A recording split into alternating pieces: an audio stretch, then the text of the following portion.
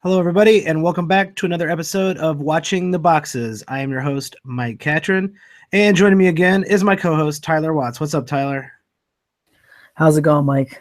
It's going pretty good. There's a lot going on in the NBA right before the All-Star break, and it could be an interesting All-Star break as well. So it's all good right now.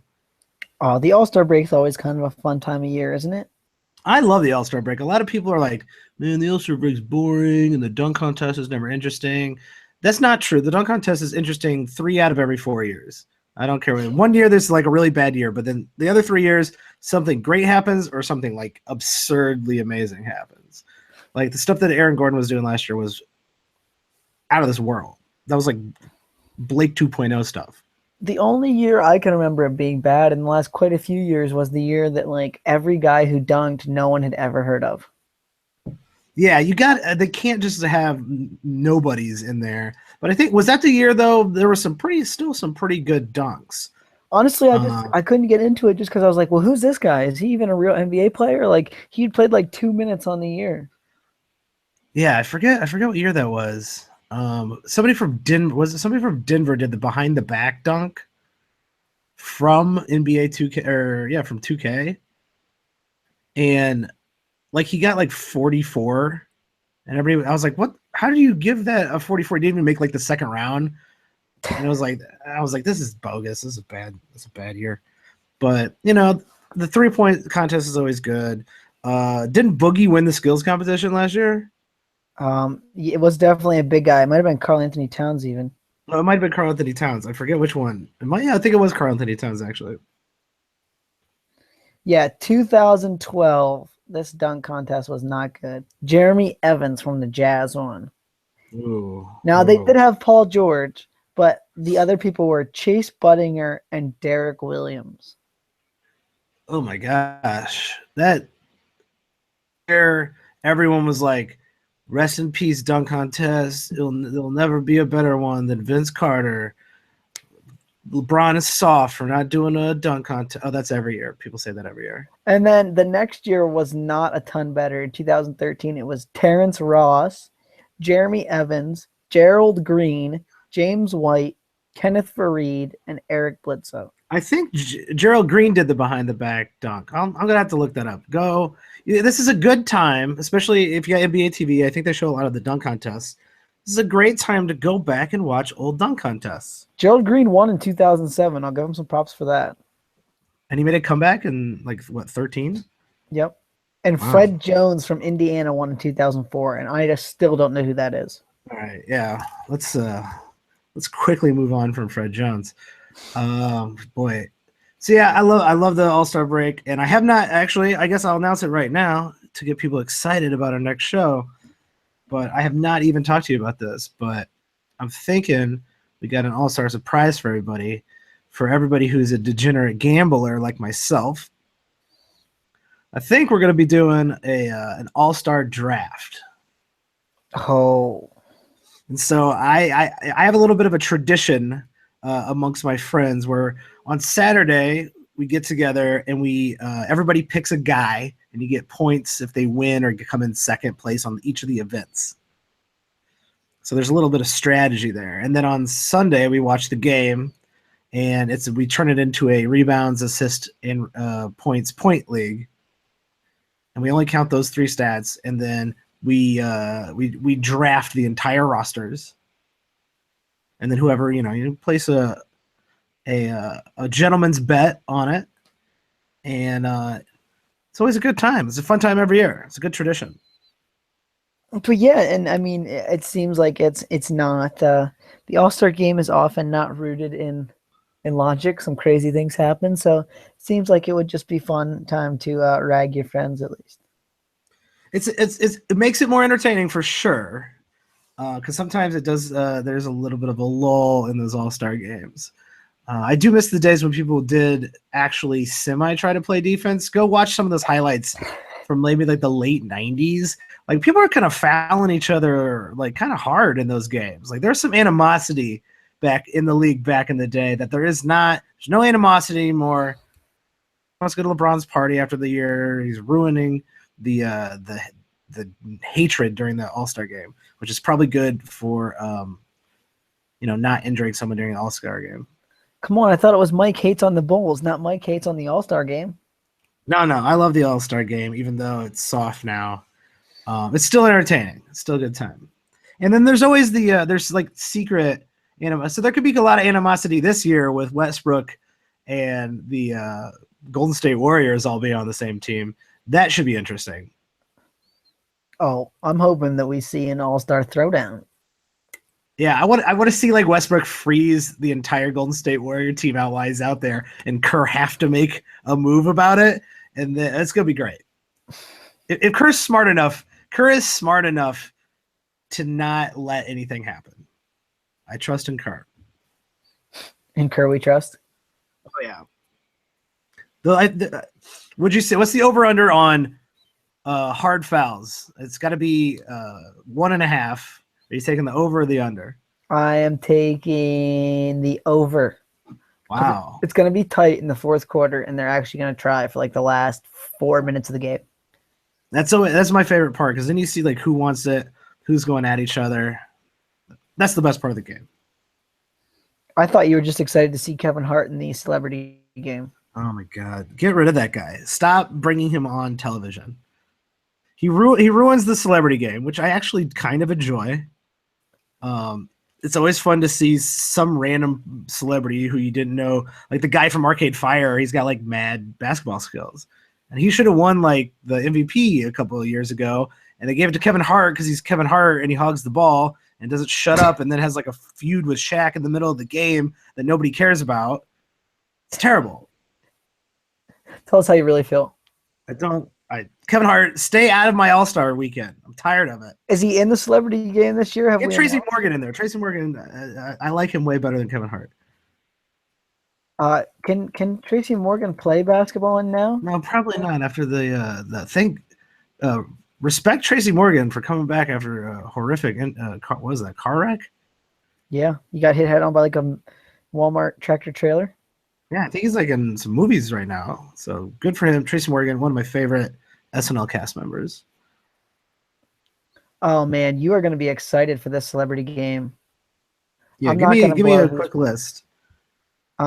Mark Cuban. Well, you know what? Let's save this for Wednesday's show. All right, but I will tell you, Mark Cuban is going to play. Oh, then I don't want to watch the game. Actually, what's the over under on Mark Cuban getting fouled real hard? No, I don't think it's going to happen. You should see the other team. They're not fouling him hard. All right, well, that will be suspense for Wednesday's show. We'll go through the whole All-Star break and talk, because you got to talk about something. It's a little bit of a lull, unless there's a giant trade that happened, which a trade did happen. We are going to get to that later in the show, but first we got to go to the news. Something that I would say we broke on Wednesday. Because it happened last Wednesday. Jabari Parker looked like he went down with a bad leg injury. We kind of suggested that, I think you suggested that Middleton's stock was going to go up, which I think it did. Jabari Parker, horrible news, tore his ACL. Again, same ACL. He is out for a full year. He will not be back until next February. Devastating news for Milwaukee Bucks fans and for me, because I was going to go see the Bucks in March. But yeah, Jabari, because he was having a really, really great year. So we've gotten 3 games under our belt since Jabari has been out, including tonight's game. Tyler, what have you seen so far for the Milwaukee Bucks? Should anyone we be paying attention to, or any moves we should be making in standard leagues? Well, first, I just want to say that it's really bad news for Jabari in a lot of sense. I mean, the year missed, obviously, that you mentioned, but this is the second time he tore that ACL, and I think that anytime you have multiple injuries to the same body part, that's a little more concerning to me than, oh, he broke his hand one year, and he broke his foot the next year, and he broke his whatever the next year. I think that like once you have a lot of injuries in the same area, you get some chronic issues that could be troubling down the line. So that's something to watch going forward. That might scare you off Jabari Parker a little bit. Other players, they've been starting both Thon Maker and Michael Beasley since this injury. kind of playing small. Not sure anyone could have predicted that it would be a Beasley Thon Maker starting lineup right after them. Like, oh yeah, they'll definitely go with Thon Maker and Beasley to come in. Like that couldn't have been your first guess. Well, and I think too, it's been interesting that they haven't really played Spencer Hawes at all, or they haven't really played John Henson since then, and they've basically only been playing one center in Greg Monroe. So I think that. Go ahead. Time out. Didn't they trade for both Hawes and Hibbard? Yeah, and I don't think Hibbert's even made the active list yet, has he? I don't know. I'd have to go check, but I thought he played one of those first games when he got traded. I thought he played like one game, and then his knee shattered immediately.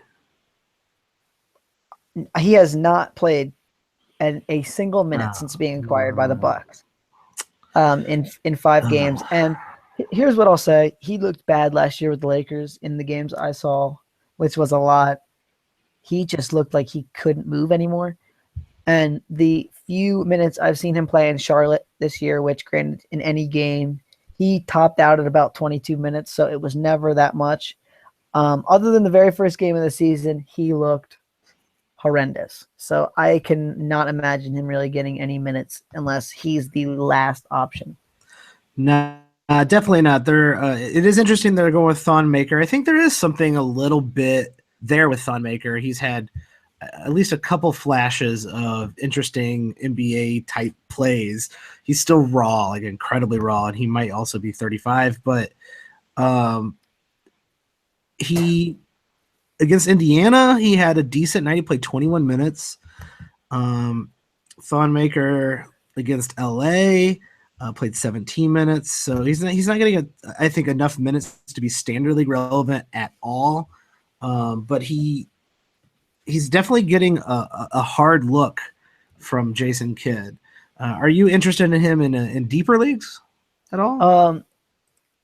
In like a 16 or 20 team league, I mean, obviously he's probably worth owning just because he's going to play some minutes, and he's long. He's got those long arms, like a typical Milwaukee Love player, which usually tends to getting you some steals and some blocks, and we all know how difficult those are to find in deeper leagues. Yeah, I wouldn't mind just seeing where this goes if he, starts playing a little bit better. But it's a deep league only type of player. Even keeper leagues, I wouldn't bother with Thon Maker if you're in a standard keeper league. I mean, yeah, he's young, he's got a lot of potential, but look at the amount of talent ahead of him on this team. He would really have to make a pretty large breakout over the summer, and I don't see that happening for old Thon Maker. But we'll see. It depends on how many of these centers, since they have like 13 centers on this team now, how many of them get moved or what happens in the offseason with Milwaukee. One of the guys I actually think I'm more interested in now after the sample size of those first 3 games is Greg Monroe. Greg Monroe can be valuable in limited minutes, but he has actually gotten a little bit more tick with the Jabari injury, and that kind of makes sense because Greg Monroe can play the 4. He can play the power forward, and he's got in a 26-minute game where he had 17 points, 8 rebounds, 4 assists, and 2 blocks and a steal. And then tonight, of course, when I decide to sit him on a lot of my teams, 25 points, 13 rebounds, 3 steals, and 2 assists. I think if Greg Monroe is not owned in a standard league right now, I would pick him up, take a flyer on him. I don't know how consistent his minutes are going to be, but right now, 2 nights in a row, over 26 minutes or more, 2 very good nights, and Jabari is not coming back. All right, so it's a given that we can't trust Jason Kidd for the minutes. No. But I'm going to say Jabari Parker gets 28, or not Jabari Parker, Greg Monroe, gets 28 minutes a game the rest of the season. Wow. Going out there. That's I think that's pretty safe. Okay, so what do you think he produces as far as value? Greg Monroe in 28 minutes, if he's consistently going to play, which when he does, I do. I like Greg Monroe quite a bit. He's a sneaky good steals guy. He's good at rebounding. I think he's capable. He's a good scorer too. Obviously, his real knock is his defense is, kind of trash. I would say 28 minutes a game, you could probably see probably 14, 15 points, maybe 8 rebounds, a steal and a half, maybe and a couple assists. Nothing big on the assists. And I'm not going to go on a list. I think, his percentages probably stay the same. And, half a block. I don't think his blocks are going to suddenly blow up just because of more playing time. He has already been averaging 21 minutes a game this season. So a nice bump across the board, which I think bumps him into not just standard league relevancy, but just a starter in standard leagues. So, I mean, he's a top 100 player if he gets the minutes. And I just don't really see anyone standing in his way from getting him other than Jason Kidd's wackiness. Yeah, Jason Kidd's. I think Jason Kidd's trying to prove that he's some sort of sneaky good coach. Oh man, look at him playing, starting Thon Maker. That's something Popovich would do. It's no, Jason Kidd, you're over analyzing your own self. You're taking it a step too far. Popovich would bring Thon Maker in for a whole fourth quarter, on a Tuesday.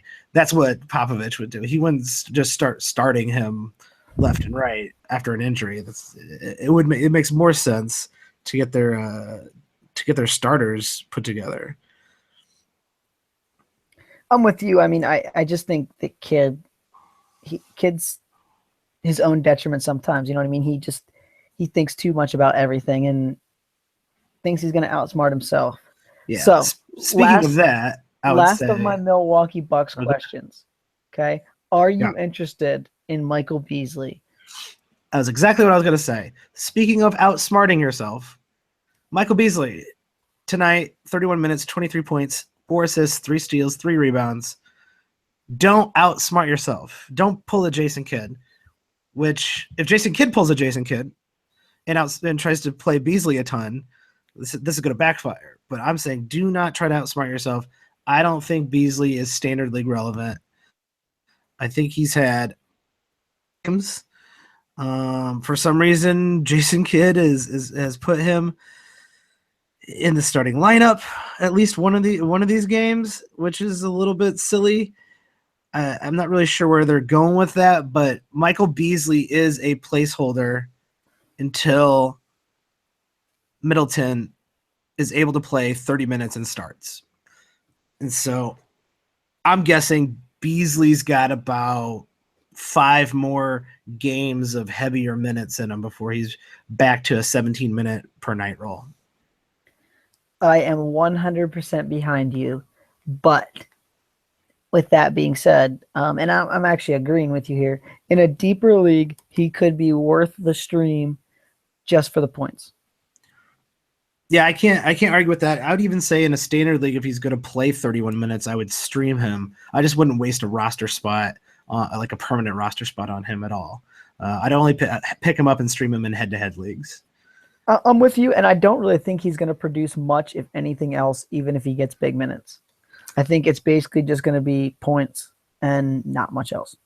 So let's rank them. Rest of the year, would you rather have Chris Middleton or, well, I'll start at Beasley. Would you rather have Mike Beasley or Greg Monroe rest of the year? Definitely Greg Monroe. Would you rather have Greg Monroe or Malcolm Brogdon the rest of the year? Oh, man, now it's getting tough. I'm going to say Monroe just because Brogdon's minutes seem to be heading in the wrong direction. I think I agree with that. What about Greg Monroe versus Chris Middleton? No, that's getting difficult. I'm going to say Middleton just because I think after the All-Star break here, he starts ramping it up a little bit, starts playing some more minutes, and really, really, really looks good. If Greg Monroe goes back to 30-plus minutes a game, I think we now have a real contest on Chris Middleton versus Greg Monroe. But if Middleton also comes back, plays 30 plus minutes a game and is old Chris Middleton, it's Chris Middleton. I totally agree there. All right. Let's go to the second injury of the evening. Kevin Love. Kevin Love apparently, and I didn't see what happened, but apparently some of the articles I've read, no one really knows when this injury happened. But Love's getting a second look, a second opinion on an MRI on his knee, and he has been ruled out of Tuesday's game against the Timberwolves. Pretty concerning to hear that they're getting they want to get a second MRI and another look from a different doctor. How concerned are you about Kevin Love? Pretty concerned, in the sense that I think that you don't get a second opinion if you're all right. And so I think you don't hear a lot of players being like, "We're gonna go get a second opinion," and the guy's like, "No, you're fine." The other guy said you tore your ACL, but you're fine, man. It doesn't happen. So I think that it's safe to say that he's out, for the 10 days here or 12 till the All-Star break concludes, and I think he could be out a while past that as well. Would you take I think this is kind of a risky move, but with the second MRI, you're kind of guessing here, but would you just trade Love right before the All-Star break and get whatever you can for him? Do you think it's that serious? Because if you wait until you hear that he's out for this many days, you're not going to get anything for him. But then you're also taking the risk that he's fine in about 10 days. Or which way I'm feeling here, but like you said, 2 MRIs, that's never a good sign. Well, I think it depends on what you're getting, obviously, and we could play your patented trade game if you like. I mean, I don't think I'm selling him for the worst player on someone else's roster, just because I think I could probably pick up someone similar to that on the waiver wire. So let's say in last 3 months he's been ranked 26th. Last 2 months he's been ranked 52nd. So let's go somewhere in between, and we're gonna go comparable, maybe. Somewhat comparable anyway.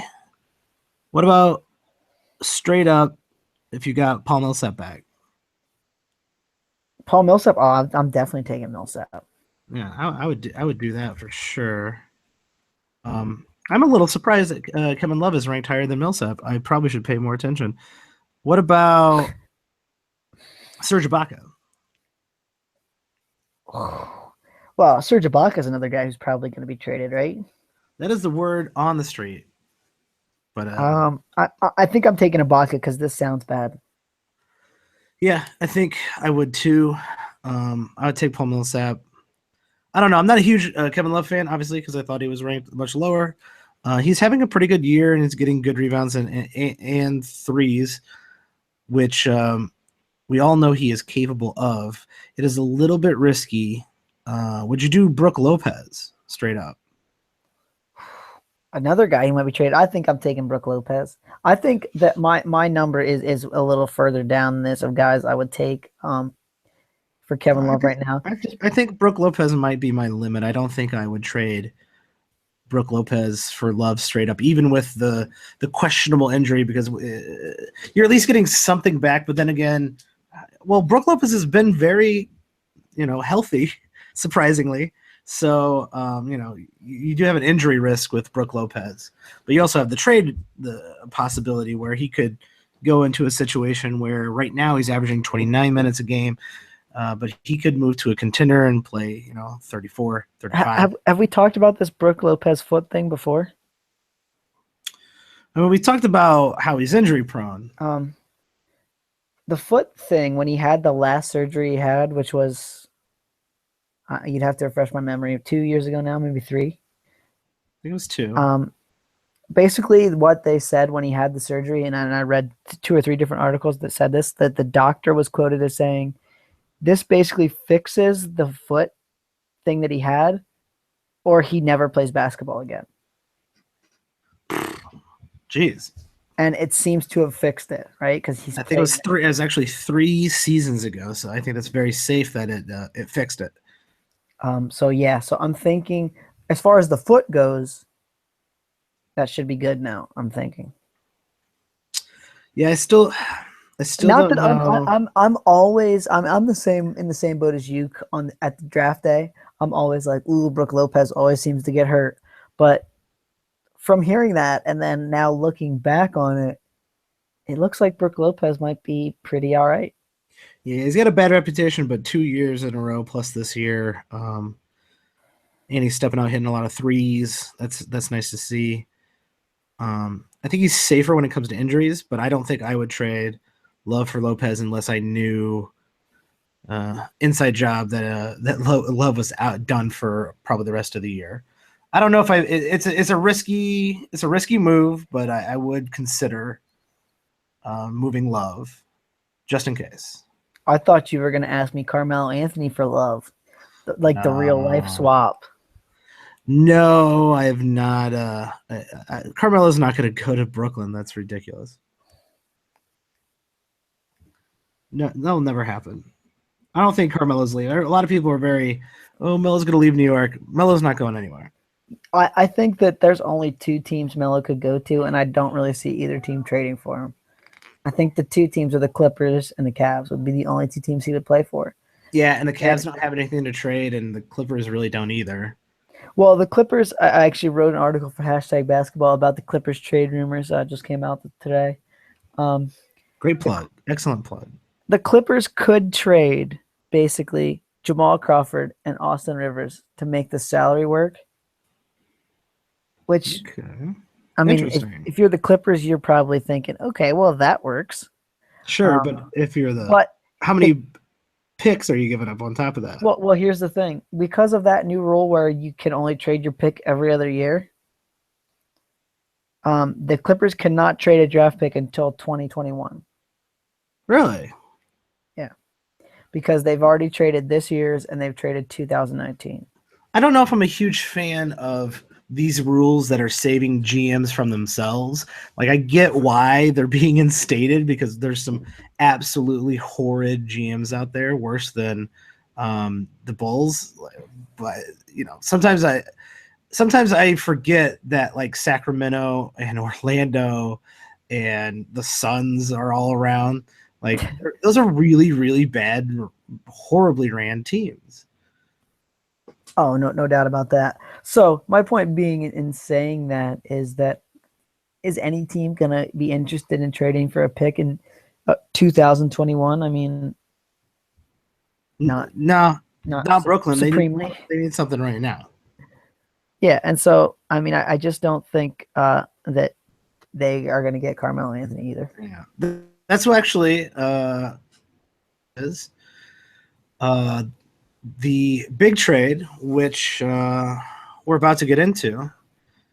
Moved around enough draft picks for maybe the Portland Trailblazers to go after Brooke Lopez because they have 3 number 1 draft picks in this year's draft, a very loaded draft. So I think that's an interesting hypothetical I've been seeing bouncing around on the internet. Can they afford Brooke Lopez? I'm not entirely sure. I've not run the trade machine numbers yet. I think they can make it work if they move a few players, but I have not looked at it. It might be a good one to look at. Brooke Lopez making $21 million this year and a little over $22.5 million next year. Portland is in a really weird cap situation with all those contracts they signed. Yeah, a lot of this bad offseason. contracts. Well, Good no argument. seemed okay at the time, but some of them not so great. Well, and to sign Alan Crabb for what was it, like 50, 60 million? I mean, it was just like that just seems insane. Literally, Alan Crabb makes like he's like the 17th highest paid player this year. Yeah, and I understand the cap space went up, and this is what the players of his caliber are gonna make, but I don't think players of his caliber that might be the highest one of his caliber. They're probably gonna make about $10-15 million less than him. Next year's cap not going up as much as people thought, and there was this mad rush to just throw money around because there was so much money available, and the market was a bit inflated, I think. And I think Trailblazers are going to regret spending that much money. Maybe they could have just done just Crab, but the rest of the guys they signed, not a great idea. And I think that's why they moved Mason Plumlee. And I wrote about this for hashtag basketball a while ago. Okay, Crab is the 23rd highest paid player in the NBA this year. Okay, he's scheduled to make $18.5 million and $19 million the next 2 seasons. Okay, even if a bunch of players jump ahead of him and he becomes like the 50th highest paid player, is he gonna be the 50th best player in the NBA at any point? No, definitely not. So I mean, I don't understand any way that Portland justified paying him that kind of money. Like, it sounds good in theory, like, ooh, we have all this cap space, but he's not worth it. Unless they can trick Brooklyn and be like, yeah, we paid him a bunch of money because he's so good. Why don't you guys take him? Take a draft, one draft pick, Allen Crabbe, for Brook Lopez, and a player to be named later. Throw it in. Done. Just scam the Russian delegation. I'm sorry, I missed that. It cut out. Oh no. Yeah. Just scam Brooklyn with that pick. Oh, if they could trade him to anyone, it would be totally worth it because there's no way he's getting the value that the contract lives up to. You know what I mean? Yeah, definitely not. So let's get into the trade that everybody is dying to hear about. That is Birdman to the Cleveland Cavaliers. I mean, we got a good trade, right? I mean, that was not something that happens every year. So I'm just happy we got a good trade. Cash considerations and a protected second round. By the way, when you got to protect your second round pick, the guys is broke. They're like, yeah, if it's like the 40th pick, we're still gonna take it. And Charlotte was like, yeah, sure, that's fine. Whatever. Who cares? I forget what trade it was, but it happened during the offseason. And someone made a trade for a protected second round pick. And they could only get it if it was pick 59 or 60. Wow. It was top 58 protected. Why even bother? Why are you even doing this? Because, and here's why this happens, in case anyone's wondering. In the CBA, it states that to make a trade, you have to get back either an active player or an active contract, meaning like someone like Chris Bosh could be traded because it's an active contract, even though he can't medically play, or you have to give back draft pick compensation.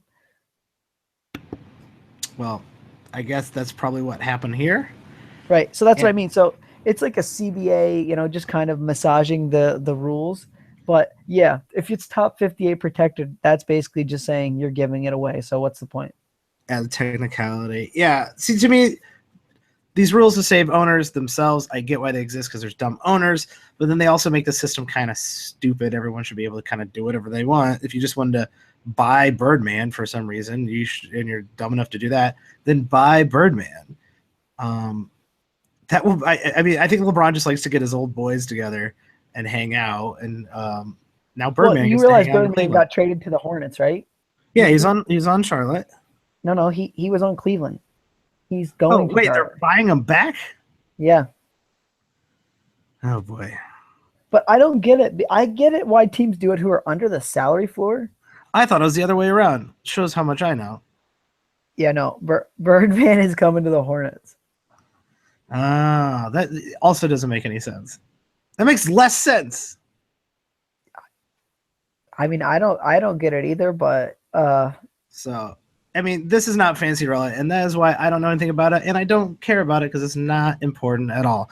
But what is important is a fancy trade that does affect standard leagues, and that is the trade between Portland and Denver. Portland sent Mason Plumlee and a 2018 second-round pick for Nurkic, a fan favorite, plus a 2017 first-round pick via Memphis. That's kind of a nice pull for Mason Plumlee, who was, I believe, on a contract year. He indeed is on a contract year, and just like we were talking about a little bit earlier, Portland really didn't have the money to sign him. So So let's, yeah, they weren't going to sign him. They weren't going to get it. So they got something back. Not only that, they got a kind of a young, interesting asset and a first round pick. for I two think, months of a player, right? yeah, I think they won that trade. I think it's pretty apparent that they won that trade. Um, let's go ahead and break this one down. Mason Plumlee, already kind of a lower in standard league, but a standard league relevant guy. I think it hurts Mason Plumlee's value. What about you? Um, Mason Plumlee is now a backup center, is he not? Well, they could try to do the Two Towers remix with Mason Plumlee at the 4 and Jokic at the 5, maybe. I'm interested to see them try some stuff, but But it's the yeah, same thing with Nurkic. Is that lineup guarding anyone? Is Plumlee and no, Jokic guarding anyone? probably not. I don't think Mason Plumlee is playing 28 minutes a game anymore, which is what he was playing in Portland. I am totally with you there. So how many minutes does he get? I mean, more than Nurkic was playing in Denver, I believe. I would think Mason Plumlee is good enough to break into a regular rotation type player. Though I'm guessing it's not too far off, maybe 24, 25 minutes. So I'm in the camp that Nikola Jokic gets probably the starting center's minutes, and it's probably between 30 and 32 a night. League Yeah. picks up the rest. So, I mean, so you're talking maybe 16, 18 minutes there. I think that they maybe can fake it with them on the court together for 8 to 10 minutes. And so I could see him getting like 26 as a ceiling. I think they're going to try it. They got nothing to lose, right? I think they're going to give it a shot. And while he's getting that shot, it's going to be, closer to 25, 26. And if it doesn't work out, then you might see those numbers adjusting down for Mason Plumlee. Either way, I think because he's on the cusp of standard leagues, I think this drops him out of standard leagues. I think you can either trade him to someone who's stupid enough to take him, or just drop him and pick someone else up on the waiver wires. I would approach this as a wait and see, because I like to play a little bit conservative and just see what happens. What do you have to lose? If no one's going to give you anything for Mason Plumlee, then just hold on to him and see what happens. And maybe something great happens, and if so, well, then you made a smart move after a week or so. So you're gonna have to wait till after the All-Star game, and he's not playing very much, and he's being terrible. Then drop him then. So I wouldn't drop him like tonight, but I do see probably in his future sitting on the waiver wire. I'm with you there. I think that the reason Denver wanted to make this trade is they run a lot of their offense through Nikola Jokic, and I think the addition of Plumlee is going to let them keep running their offense through that kind of center spot, even when Jokic isn't on the floor.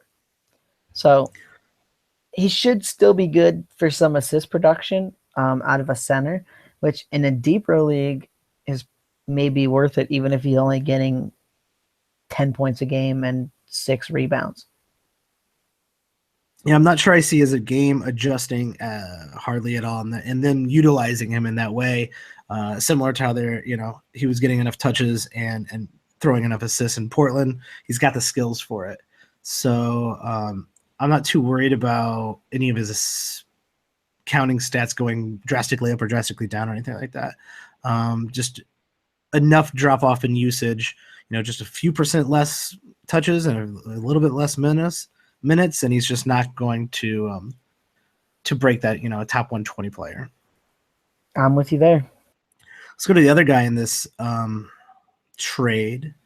Nurkic is moving over to Portland. Portland does not have a starting center now. I mean, they do have a couple. Ed Davis. I mean, do these names sound attractive to you? Ed Davis or the great Myers Leonard, who did get the start, I believe, or will get the start in their next game.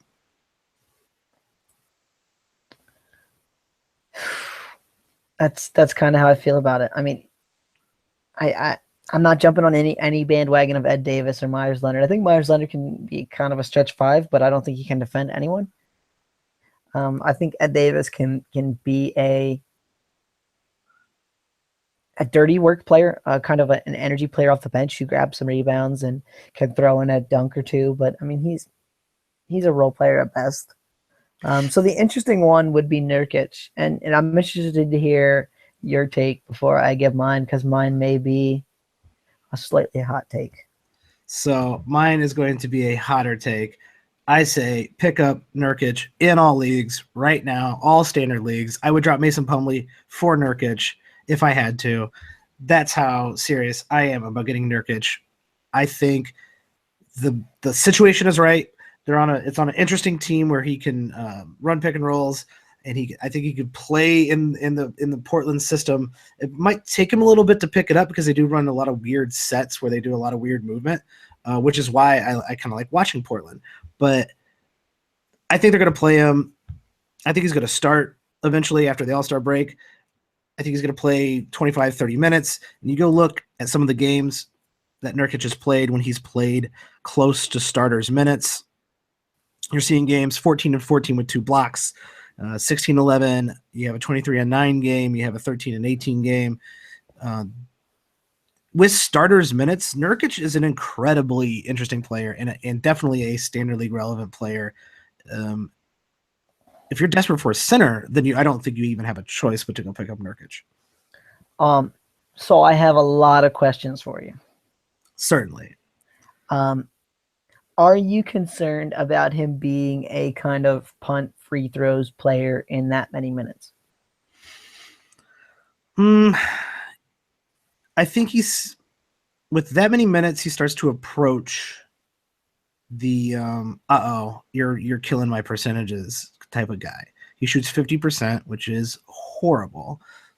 But what's he going to shoot? About another free throw a game? That's about 3.5. That's solid, but I think that hurts you pretty badly. I don't think it kills you. I think you'd be able to kind of adjust for that if you needed to. But if you're in a roto league, that is going to hurt you. I'm with you there, and I could even see him shooting even more than like 3 a game. He averaged 3.1 a game last season in 17.1 minutes. I could see it being closer to like 4.5 a game, and then you're kind of getting in the territory where it's like, I don't know if I want this. Yeah, now you're starting to talk Drummond levels. He's shooting 50% from the field this season. Last season, he shot 41. The season before that, he shot 44. Are you worried about him draining your field goal percentage in that many minutes? I'm not. And this is why. I think he's figured out in Denver. He's a young player. He's 22. The last couple years, he's been playing 17 minutes a game. He's playing about 18 minutes a game this year. He's obviously adjusted his game. He's not taking a ton of shots a game. He's adjusted his game to be able to score efficiently. And I'm not going to say he's not going to have some droughts, so he's not going to be one of those amazing, 61% shooters from the field. But I'm not too beat up about his percentages either because his volume is low. And I don't see it going up. And I'm actually with you on everything you said. And he's a guy I would pick up in standard leagues. Almost for certain, just because I think he's got a good shot in 30 minutes to be like over a steal and somewhere near 2 blocks a game. Especially if he's kind of the starting center and has to be kind of the rim protector on this Portland team. The next question I have kind of pivots more to a larger question about the Trailblazers. And do you see Nurkic getting a fair amount of assists, or are they going to change up the offense a little bit without Mason Plumlee? Because Plumlee was getting like 4 assists a game. Yeah, I think Nurkic will get more chances, but he's not Mason Plumlee, which, I don't know what that's saying about Nurkic. Nurkic is a little bit more traditional center, which I think is why Denver was okay with moving on, since they have pretty much an all-star in Jokic. I see a little bit more attempts, so I think his assists probably can go up a tad, but I don't think they're going to be running the offense as much through Nurkic as they were Mason Plumlee. I just don't see that happening. So I see those assists staying in the mediocre range for a center, but Nurkic is someone who can approach double-digit rebounds playing starters minutes. And once you get into that one steal, one block, list, which he's almost in, playing 18 minutes a game, now you're talking about something interesting. And that's the reason I like him so much as a fantasy player. He can score. He's a good rebounder, and he's easily in the steals block, one per game, if not more. And that makes him someone who should be considered in all standard leagues. And the only bit of cold water I will throw on Nurkic is throughout his career, even before they had Jokic, and once they've had Jokic, when Jokic has missed a game or whatever, the things that hold Nurkic back from getting a ton of minutes are fouls and him in general being kind of a knucklehead. And he is 22. Maybe he's finally growing up and getting over some of these troubles. But if you see a game where he plays 12 minutes early on, look at the fouls, see if he got ejected for doing something dumb. He's done it in the past, and so don't jump ship if you see one bad game. Yeah, I'd completely agree. Do watch his foul intake. He's still, I think he's still learning the game. But other than that, I just don't know where Portland goes. So looking at the entire Portland team, so how does this really affect the entire Portland team? I don't know where they go other than Nurkic as their starting center. You could play Mo Harkless a little bit more. We talked about Mo Harkless kind of on his way up, especially with Evan Turner being out for quite a bit of time. I think Evan Turner is out for at least a month. And Mo Harkless is probably getting more minutes off of Evan Turner's plate. Same with Alan Crabb, who's making all that money. Do you see this like completely affecting the lineup at all, or do you see just kind of this as a switch? Evan Turner, just to clarify, about a week ago is scheduled to miss 5 to 6 weeks. So you got 4 to 5 weeks left of his broken hand injury. It'll be interesting to see who handles the ball. Back to the Nurkic point, the only way I think Nurkic doesn't get big minutes is if they decide to slice that center position kind of evenly between the three guys. If they give Ed Davis 15 to 20 minutes, if they give Myers Leonard 15 to 20 minutes, and then they leave the remaining minutes for Nurkic. I just don't really see that happening. I think they've seen enough of Davis and Myers Leonard to know what they have there. And I think they kind of want to see what Nurkic can bring. Obviously, they're a pretty big proponent of Nurkic. And they gave away Mason Plumlee to get him. And Portland is kind of known for finding those guys, finding the Mo Harklesses, finding the Al Farouq Aminos, guys who play well with the skills they have and that fit their kind of system. So I don't know if this was purely a move to get something from nothing because Mason Plumlee was going to probably walk or they weren't going to be able to afford him, or if this was kind of a savvier move like, hey, we really like this guy and he's not playing and maybe we can get him in our system in Portland, which is another reason why I'm kind of interested in Nurkic. I'm not going to be afraid of walking away from picking him up at any time I don't see this panning out. So I'm going to give it at least 2 weeks after the All-Star break before I make a decision on how it's going.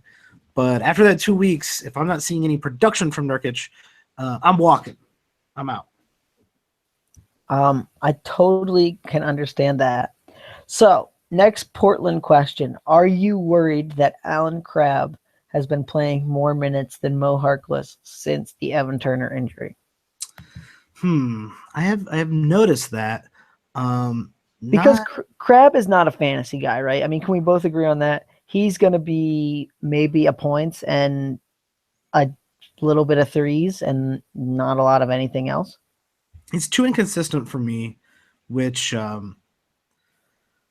know I tell people, look at the average, take the average, but if you look at his average, it's still not great. He does have 21-point games where he can go off every once in a while and get stats across the board every once in a while, but it's not enough a whiles, I guess, for me, because he's just across the board not really a great fantasy player in really any category, even playing the increased minutes that he's played. I'm not worried about And I mean, Crab, but I'm a little concerned that they're playing him more. But long term wise, I don't know why they would play him over Mo Harkless. well, and I mean, if you look at Crab's season numbers, right? I mean, somewhat surprising to me, he's gotten 28 and a half minutes in his 54 games this season. And just look at the numbers. I mean, there's not a positive contribution in any category. No, So, I mean, even in 30 minutes, there's nothing there. This is not a guy for fantasy. no, I think the worst case scenario is that they are playing him for his defensive capabilities. I assume. I haven't watched a ton of Portland games. I do, or at least I don't pay attention to Alan Crabb when he's in. But I'm only wanting CJ to shoot threes the entire game. That's basically all I'm doing. And don't judge the way I watch basketball, but I think there's only good things that can. If Nurkic is kind of a bust, good things can come out of that with more minutes for Mo Harkless or more minutes for Al-Farouq Aminu, someone who they can rely on to play better, more quality minutes. I think Alan Crabb is getting a bump because Evan Turner is out, and once Evan Turner is back, Alan Crabb will sneak his way back down a few minutes, and he's not standard league relevant. I don't think he's going to be standard league relevant for the rest of the year, so I'm not really concerned about him. And it's interesting to me that when Evan Turner comes back, he could kind of take that Mason Plumlee ball handling role, and could get some decent assist numbers. So that'd be fun to see, like a weird small five out of them. That'd be fun. Well, and I mean, I think it increases his fantasy value. Now, obviously, you got to wait 4 weeks, which if you're in a roto league, I mean, maybe that's not the worst thing. But if you're in a league where there's playoffs and you're competing for a spot, you can't afford to wait the 4 weeks because you'll be halfway into the playoffs by that time, most likely. I'd have to be in a bigger roto league. A standard roto league, I don't know if I'm excited about waiting around for Evan Turner to come back off the bench for Portland. But I mean, that's something you could see going forward. I'm really interested to watch this team here for the next few games and just see what in the world. Now, I want to see once Nurkic plays. Obviously, he's not playing tonight, so we can't really get a good glimpse from tonight's game. But it will be interesting to see who fills the Plumlee ball handling role. Who is that guy that they can kind of go to if they're doubling McCollum and Lillard? Who are they going to try to put the ball, in the hands of? Yeah, we might actually have to add them to our most interesting second half teams after this move. Which one of the other team in this trade, the Denver Nuggets, were on both of our lists for most interesting in this team in the second half. This does changes, I guess, their outlook for the second half. Let's deep dive into them. We said we were going to talk about the best second half teams or the most interesting second half teams. Denver's one of them. They're part of this trade. How does this trade affect Denver, and what are you looking forward to, I guess, for the rest of the season?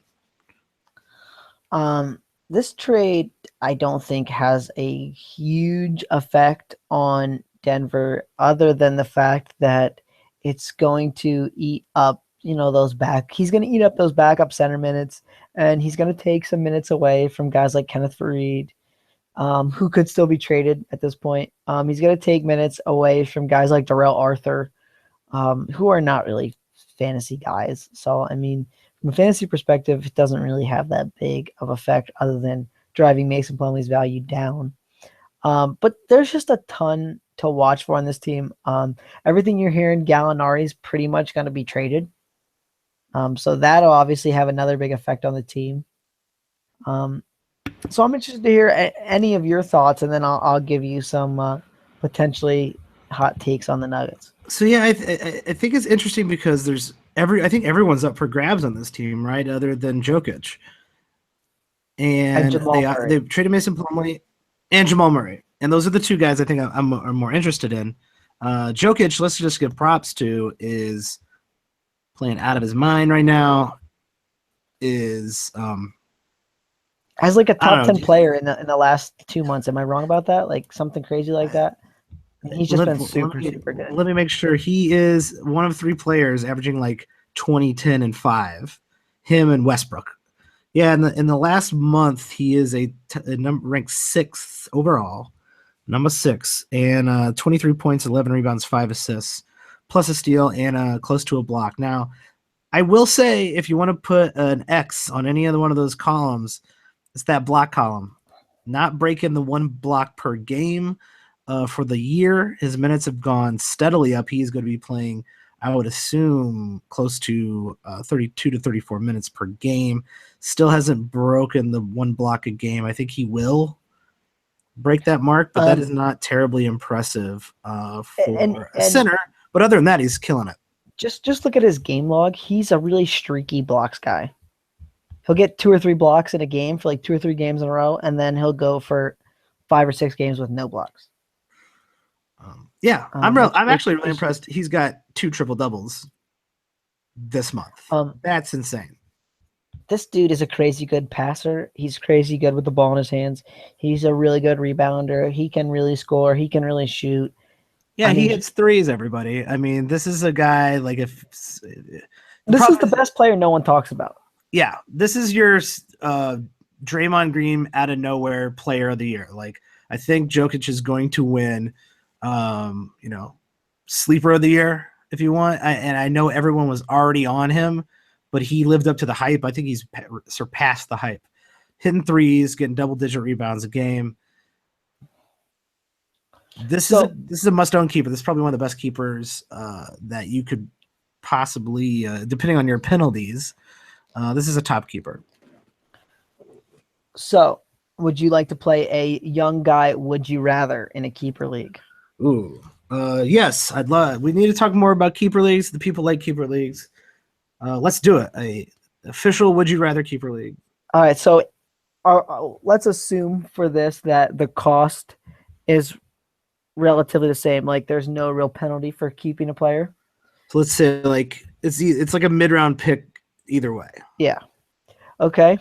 So you can have Nikola Jokic, or you can have Karl Anthony Towns. I knew that's who you were gonna say. So this starts to sneak into the Gobert zone.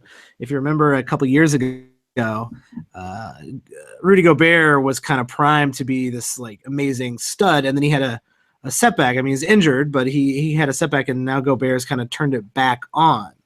The difference is Jokic is hitting threes, is more versatile. Like, Rudy Gobert, kind of a straightforward old school center, while Jokic is kind of a new school center. Karl Anthony Towns, on the other hand, is a new school center, has proved that he's a new school center, and is currently 8th overall. I am keeping Karl Anthony Towns. The only caveat is Tibbs running him into the ground, but I'm still gonna go with Towns. I am with you on that one. Now, this one I think is a little bit more interesting. Jokic, Kristaps Porzingis.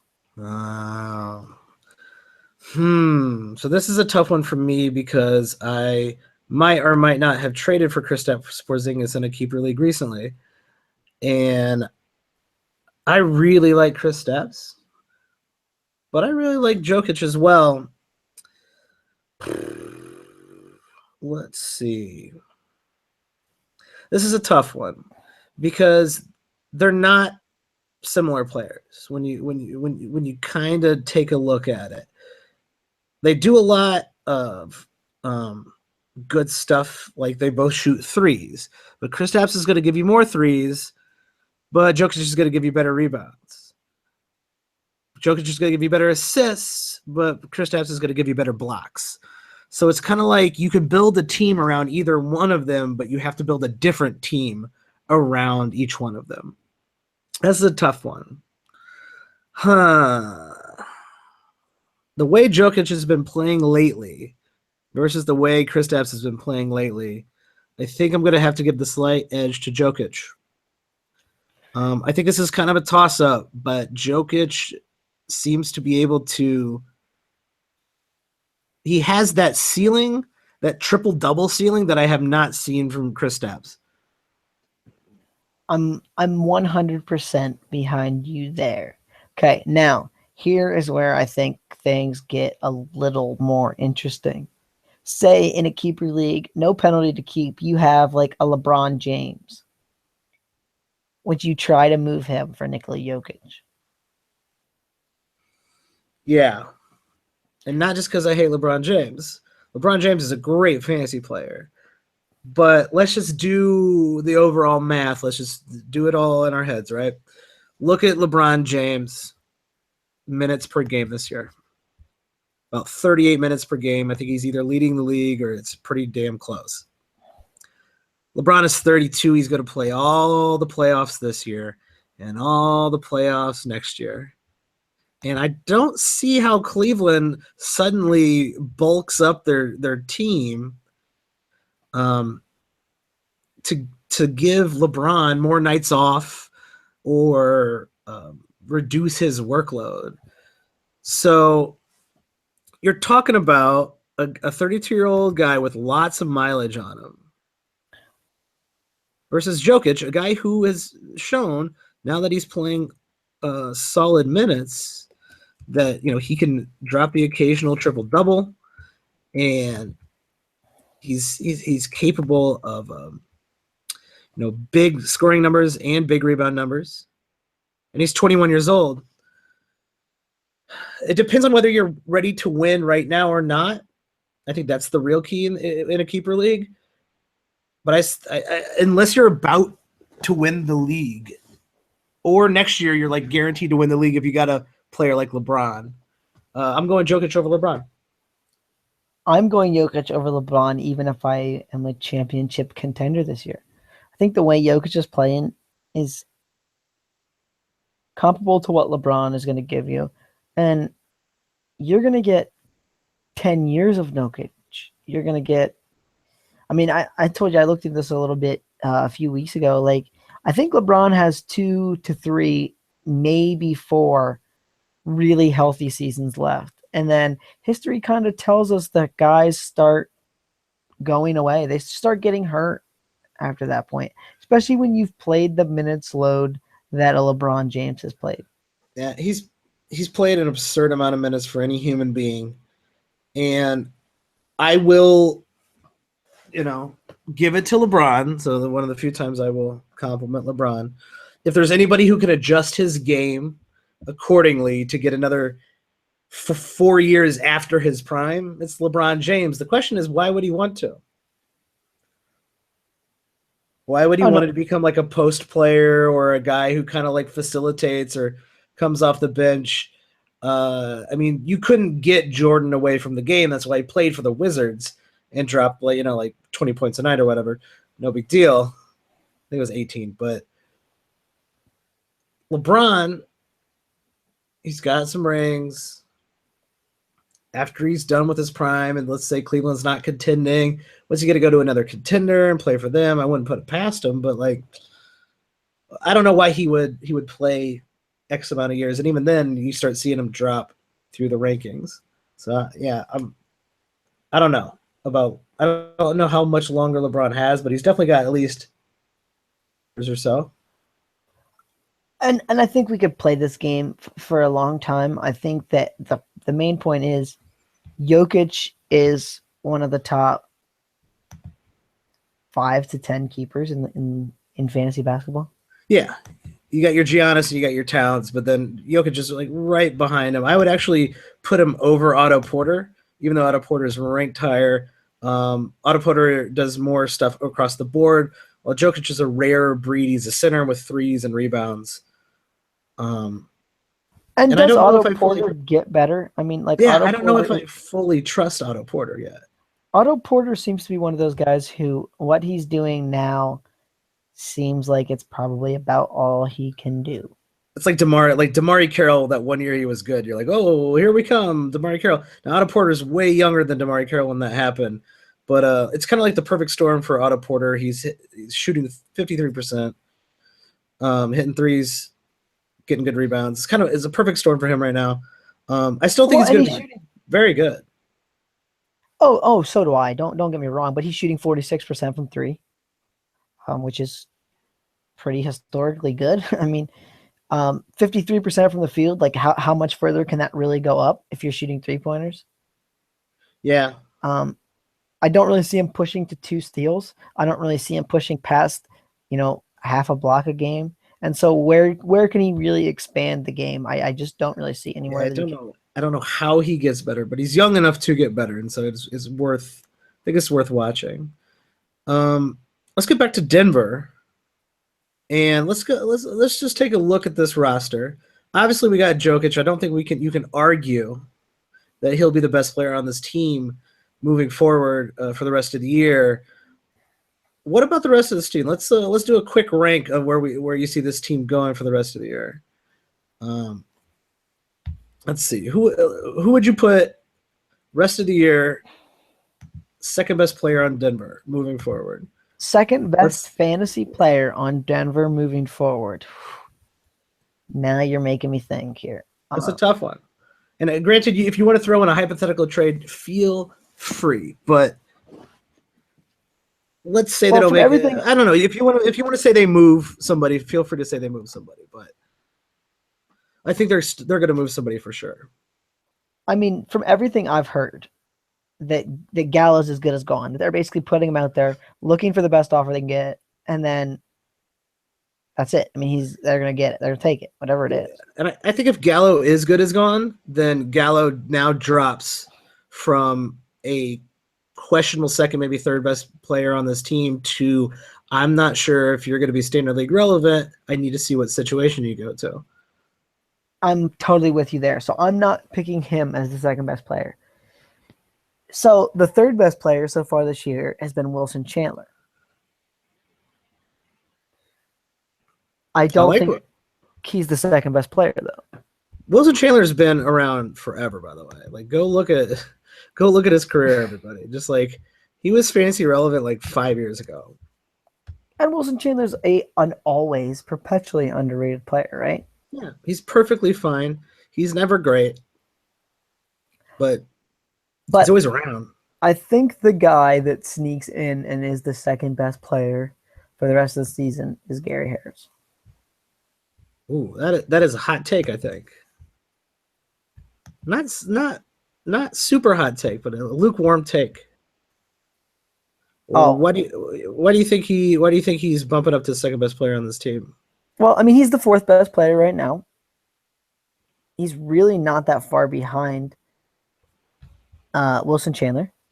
He was hurt for a while. He's now finally just getting up to where he's playing the big minutes. He's over 30 minutes a game pretty consistently now. And in over 30 minutes a game, I think he's like 14 to 15 points, especially with Gallo gone. I think he's going to get some more shots.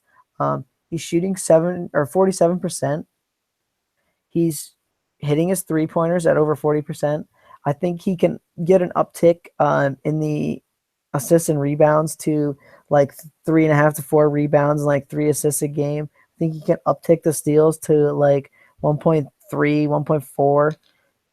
And I just think that's the second best player on this team. I'm going to find it hard to disagree with you on that. I do think there is a outside chance that Wilson Chandler keeps his place at second. That there is also a chance that Will Barton could vie for the third or second spot. I think those three guys are very close.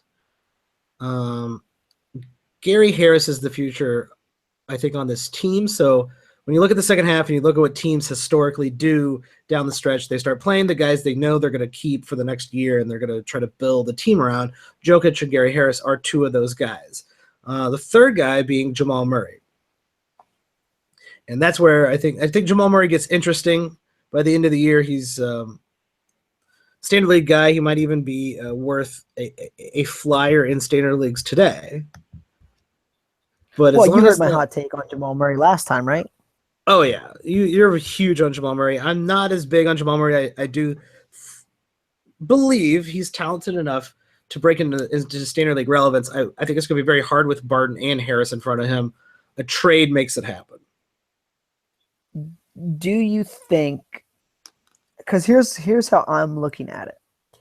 I think he plays some minutes at the 1 over Moutier.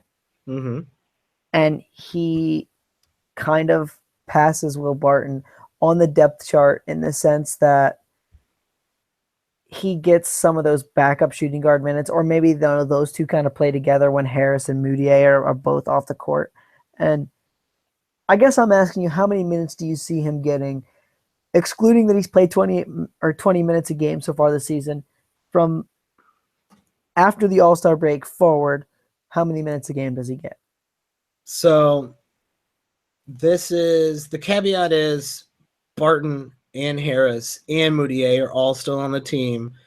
I think the ceiling for Jamal Murray's minutes per game is about 26, 25, somewhere in that range. I don't think it's much higher because I'm not sure how you explain to any of those players why you're not even playing. Why is Moutier now? I don't think you explain to your fans why Moutier is not playing or your front office. And then I don't see a reason why not to play Gary Harris 22, 25 minutes a game. Now, maybe Jamal Murray's minutes are more quality. They're on maybe with the first team a little bit more, but Gary Harris is going to play. Oh, Gary Harris is definitely going to play. I think the guy who doesn't play, if someone doesn't play, is Will Barton. Gary Harris is going to get 30 minutes, I think. I think they think Gary Harris is the future of that position, and they're probably right about that. I don't know how you don't play Will Barton. I don't know how you play. I don't know how you play. I think they're looking to move Will. I think they're looking to move Will Barton or looking to move Wilson Chandler and let Will Barton be a small forward.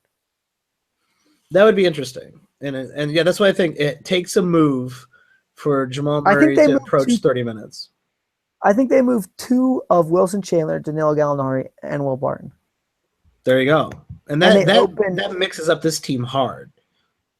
Oh, yeah, because, I mean, there's no way we can say what they get back, right? I mean, like... No, we don't know if we're going to get a starter or picks or who knows. But saying that, I think that from the point of the trade deadline / end of the All-Star break going forward, I think Jamal Murray gets 28 to 30 minutes a game. I think it's a little high, but if he does, he's easily standard league relevant. And then he becomes super interesting to me. And I mean, I made the hot take last time that I could see kind of a Devin Booker-ish second half, and I'll stand by that. I mean, I think that this dude is really talented and a really skilled player, and big things to come from this kid. Fair. I think that's a fair assessment. Gary Harris, I think, is the safest one here. You kind of alluded to that they're going to move someone around Gary Harris's position so they can play Gary Harris more. And if you're looking for someone moving forward for the rest of the year, Gary Harris safer, and I think he's going to probably play more minutes, which means he's going to be a better fantasy player. Anyone else on this team interest you at all from a standard league perspective?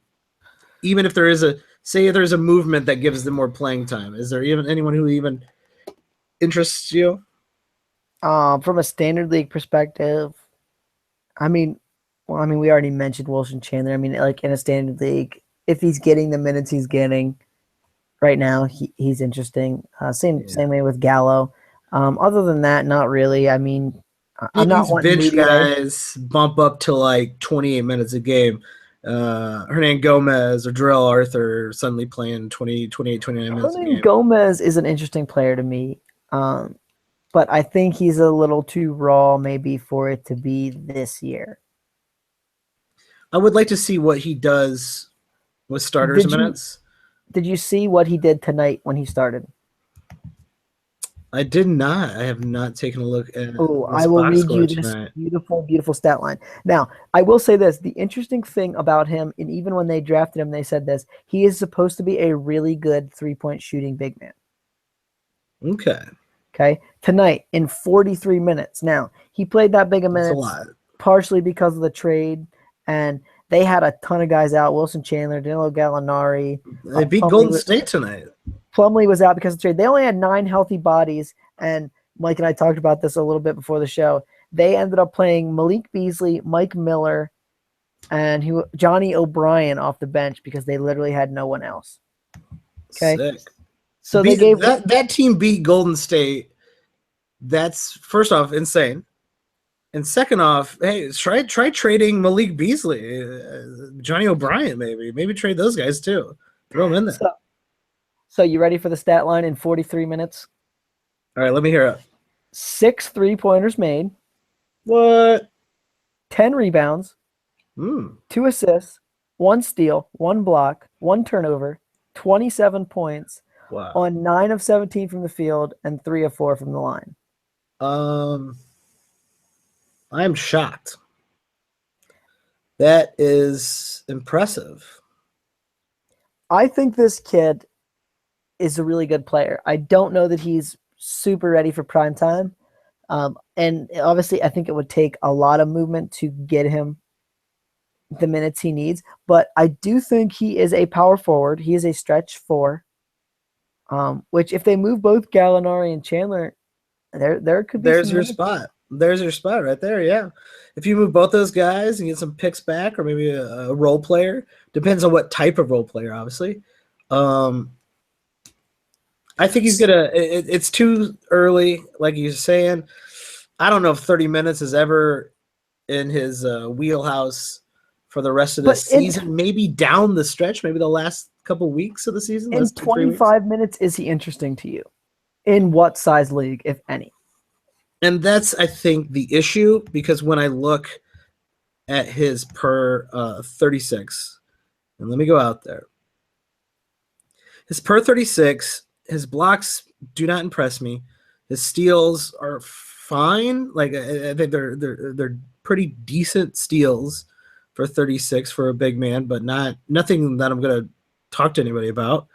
His assists are really, they're poor. His rebounds are solid. His 3-pointers are something to be attracted to, and obviously he can score. How is he not just like a glorified Ryan? How does he not turn into a glorified Ryan Anderson? So Well, in 25 minutes, am I interested in him? It depends on how efficient he is.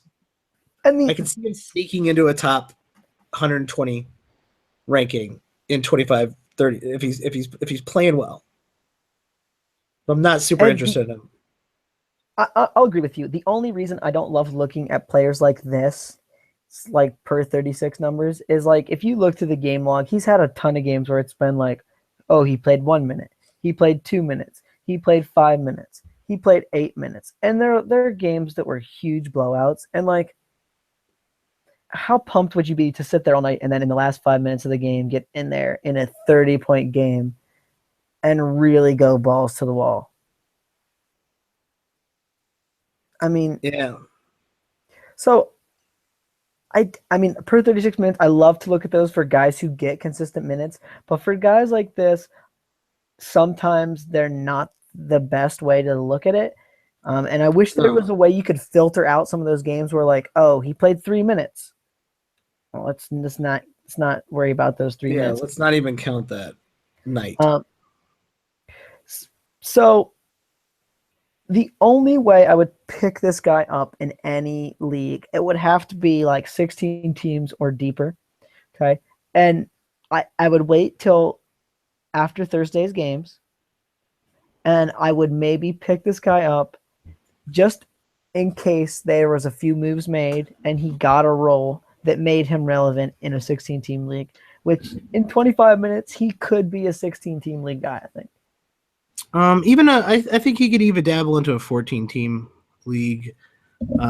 depending on your needs in that league. I think he could play his way into that if there is a move on this team to get him minutes. So, yeah, I'd say he's probably the only other interesting character on this Denver team. I assume you're not interested in Jameer Nelson's 23-7 tonight. I'm not. I'm interested in Mike Miller's line tonight. I mean, come on. I'm not interested in Mike Miller. Mike Miller, old enough to be my dad. Can't believe he played tonight.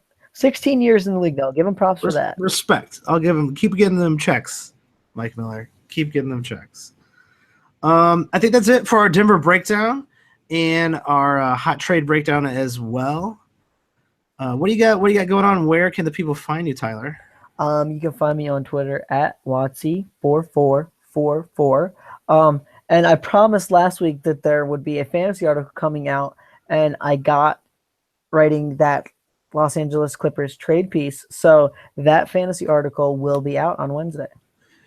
Go to hashtagbasketball.com. Go check out Tyler's articles. He's writing far too much. I am not writing hardly at all because I am a slacker, and I'm proud of it. But Tyler, he's working hard, hitting the beat, and I respect that. He's got some good articles out there. Go check it out, hashtagbasketball.com. They also sponsor this podcast. Thank you very much, hashtag. In the next week, I guarantee, during the All-Star break, there is a Mike hot take on the Chicago Bulls coming. Believe me, I personally am excited to read it. There are a couple hot takes coming. There's a lot of management negativity going on in the Chicagoland area. And in fact, there is a planned protest at the first weekend in March against the Clippers because it is a national televised game. Hashtag fire Garpax. There's a planned protest. There's been T-shirts on Reddit, on the Chicago Bulls subreddit, that people are selling, and a lot of people are trying to organize to go to the game and chant fire Garpax during the game on national TV. I am going to be going to that game, and I will let the people know. Will you be one of the people chanting fire Garpax? I am not going to buy a T-shirt, but I will be chanting fire Garpax because they need to be fired. I'm 100% behind you, and I think Fred Hoiberg should be in the boat. Yeah, I wouldn't mind seeing him go. I wouldn't mind seeing them all go, but since it doesn't look like they are going to go, there's another man who's going to be moving into the crosshairs of Chicago's ire, and that is Jerry Reinsdorf. So watch out, Jerry. He doesn't have to watch out at all. He's rich, and he can do whatever he wants, and he owns Chicago, and he brought him 6 rings, so he can kind of do whatever he wants. I'm with you on all that. So do watch for the next 2-3 weeks. If there's a trade, then we'll definitely watch out for Bulls hashtag basketball article. You can get at me on Twitter, though, at Watch the Boxes, all one word. Feel free to tweet at either of us. And if you got feedback for the show, we'd love to hear it. Even if it's negative feedback, even if it's try to be constructive criticism. We do have feelings. We are human beings.